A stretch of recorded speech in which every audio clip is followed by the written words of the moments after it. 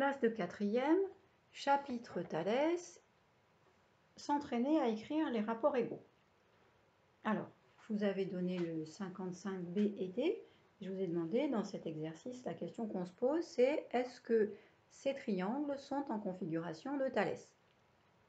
Alors pour ça, il faut qu'on ait deux triangles emboîtés, donc c'est bien le cas ici. On a bien deux triangles emboîtés. Si je passe celui-ci en couleur plus l'autre après en dessous, je vais mettre les deux en couleur. Voilà. On a bien deux triangles emboîtés et il nous faut maintenant savoir si les troisièmes côtés ici et là sont parallèles. Alors à votre avis, est-ce qu'ils sont parallèles? Eh bien la réponse est non. Ils ne sont pas parallèles parce que si on regarde ces deux angles-là, que l'on appelle correspondants, ces deux angles sont portés sur les deux droites parallèles et fabriqués avec cette séquente ici, la droite FD, mais ils n'ont pas la même mesure. Donc les droites MN et DE ne sont pas parallèles, donc ce n'est pas une configuration de Thalès. Voilà, donc on écrit ce que j'ai dit, à savoir les angles correspondants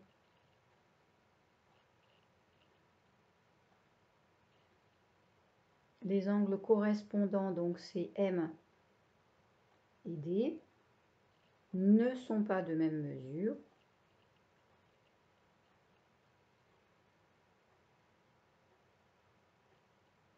Donc,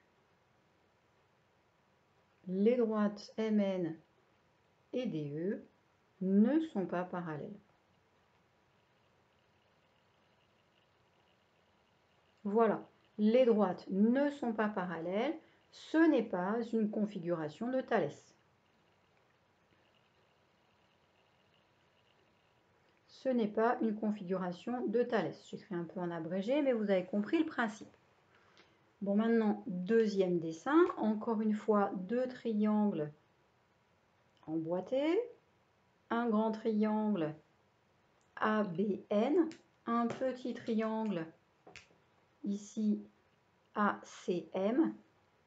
On veut savoir si ces triangles sont en configuration de Thalès. Donc, on veut savoir si les droites, encore une fois, CM et BN sont parallèles. Bien, il se trouve que cette fois-ci, oui, puisque je pense que vous l'avez remarqué ici, les deux angles, les deux droites NB et MC sont perpendiculaires à la même troisième droite AB. Vous êtes bien d'accord avec ça? Donc, on sait que si les deux droites NB et MC sont perpendiculaires à la même troisième droite AB, alors elles sont parallèles. Il n'y a plus qu'à l'écrire. Elles sont perpendiculaires à la même troisième droite AB, alors elles sont parallèles, NB parallèle à MC. Donc, c'est une configuration de Thalès.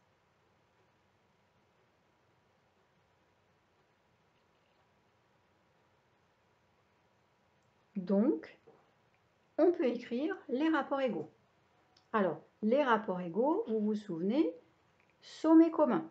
Donc, on commence par écrire A quelque chose sur A truc égale A machin sur A bidule égale les côtés parallèles.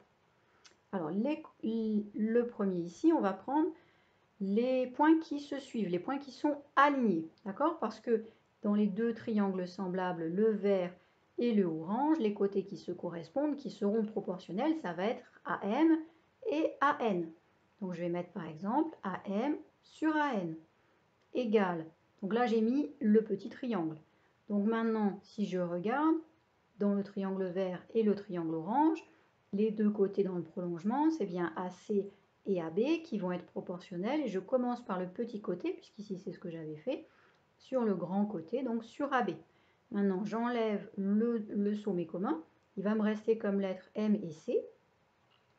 Ici, il va me rester comme lettres N et B. C'est un C, voilà. Et bien normalement, ce sont les noms des droites parallèles. NB, MC.